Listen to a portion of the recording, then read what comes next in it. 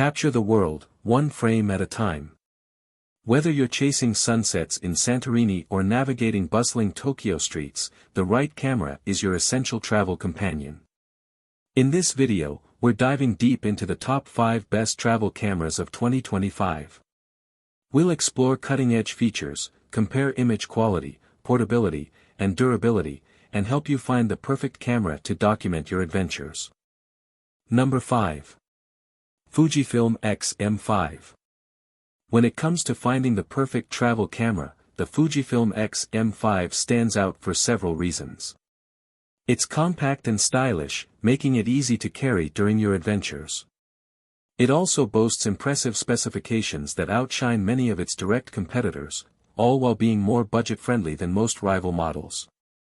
If you're looking for a great value camera, the X-M5 is hard to beat. For vloggers and video creators, the X-M5 is particularly noteworthy. It offers excellent video performance for an affordable camera, which makes it a top option for content creators on the go. The open gate feature is especially valuable as more content seeks to fit various aspect ratios, providing versatility that many rivals lack.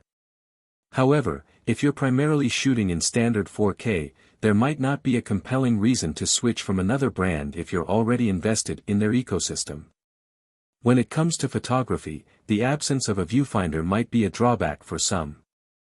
However, if you're accustomed to taking photos on your smartphone and composing images on a screen, this shouldn't pose much of a challenge. The autofocus system is incredibly efficient, thanks to the latest processor that grants access to Fujifilm's advanced algorithms, and the X-M5 comes with all of Fujifilm's latest film simulations for instantly shareable photos without editing. Ultimately, despite the slightly older sensor, the image quality is impressive, delivering results comparable to cameras that cost significantly more. The Fujifilm X-M5 is a top contender for anyone seeking the best travel camera, offering a blend of style, functionality, and great value. Whether you're capturing memories on the move or creating video content, it deserves a spot on your list of cameras to consider. Number 4. Ricoh GR III HDF. Despite a few flaws, how could I leave the Ricoh GR III HDF off this list when it so perfectly blends exactly what I am looking for in a travel camera: incredible portability and impressive image quality. There are a lot of compact point-and-shoot cameras around this size, but where most of those cameras have little sensors in, astonishingly Ricoh has squeezed an APS-C-sized sensor into a camera that can fit comfortably in a pocket. Paired with the super sharp lens with an f/2.8 aperture, this will give you better light gathering, better depth of field, and higher quality images than smaller sensor cameras. I also think the physical controls are well designed and easy to use despite the camera's petite size. However, serious photographers who want to get in-depth with manual photography might find more enjoyment with cameras from Fujifilm or Olympus. I found the HDF filter to be a bit of a trade-off.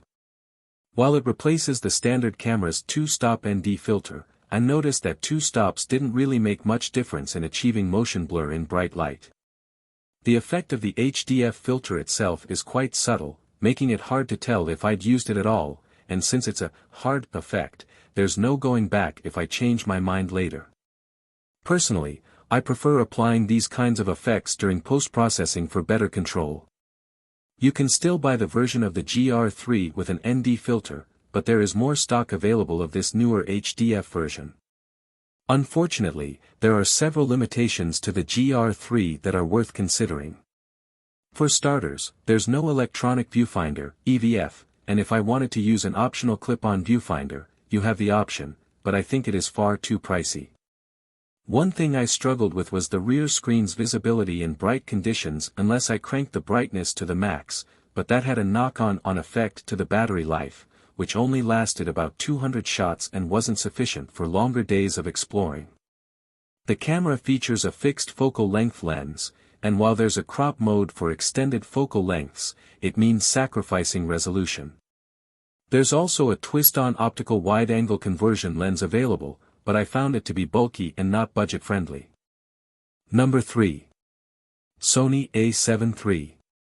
While the Sony a7 III might be the oldest Sony alpha camera still being sold as new, even being replaced by a newer Sony a7 VI, it more than holds its own today.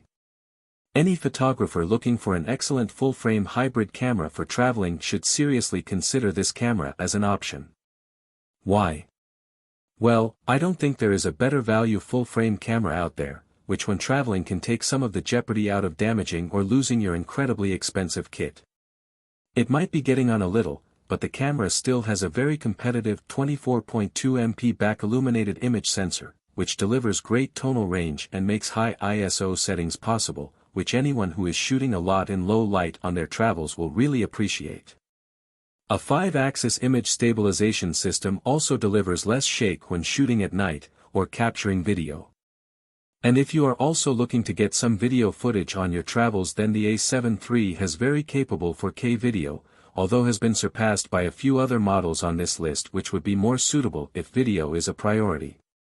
The a7 III has a speedy and accurate 696-point AF system, and while not the latest algorithms, the a7 III also has some solid human face and eye tracking, so you can take reliably focused photos of your friends, family, or any interesting denizens you meet out on your travels. Whilst the a7 III can be thrown a little off balance with big pro lenses, Sony's lens range is extensive and there are many smaller primes to suit this camera perfectly for those who don't want to carry a lot while traveling. Or super zoom lenses like the Sony FE24 to 240mm will empower you to capture everything from near to far. Number 2. Sony a6700.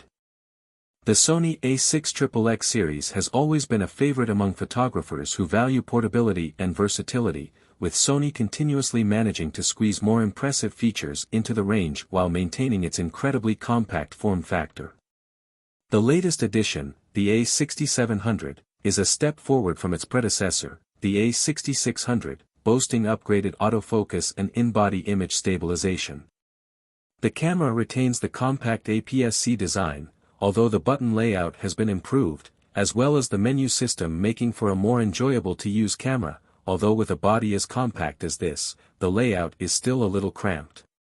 This is especially true when handling larger full-frame lenses with the a6700, which remains somewhat awkward, but if you opt for Sony's smaller enthusiast lenses, you'll find a better balance, but distinguishing between the two formats can be confusing. Although this lens conundrum is also one of the camera's biggest strengths. The a6700 can take the huge range of E-mount lenses from Sony, or third parties like Sigma and Tamron, which makes this one of the most versatile cameras you can get. The a6700 paired with a compact lens can be small enough to slip into a pocket for city breaks or can be attached to the end of a big telephoto zoom for safaris. For keen photographers, the a6700 is capable of some stunning images, and improved tracking, faster shooting speeds, and in-body image stabilization make it easier than ever to ensure you get top photos. For hybrid creators, the a6700 also has impressive 4K 60p video capabilities, oversampled from 6K, although if video is more your thing than stills, the Sony ZV range like the ZV-E10 II might be a better choice.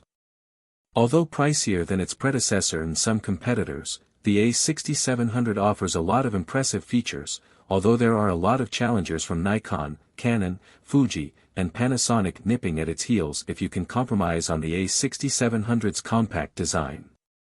Number 1. Fujifilm X-106. If you are looking for a camera for traveling, then one of the major things to look out for is something small and lightweight that can easily slip into a bag or a jacket pocket and won't be a drag to carry around for long periods. Enter the Fujifilm X-106. The X-106 is a fixed-lens camera, which means that it has a single lens that can't be changed.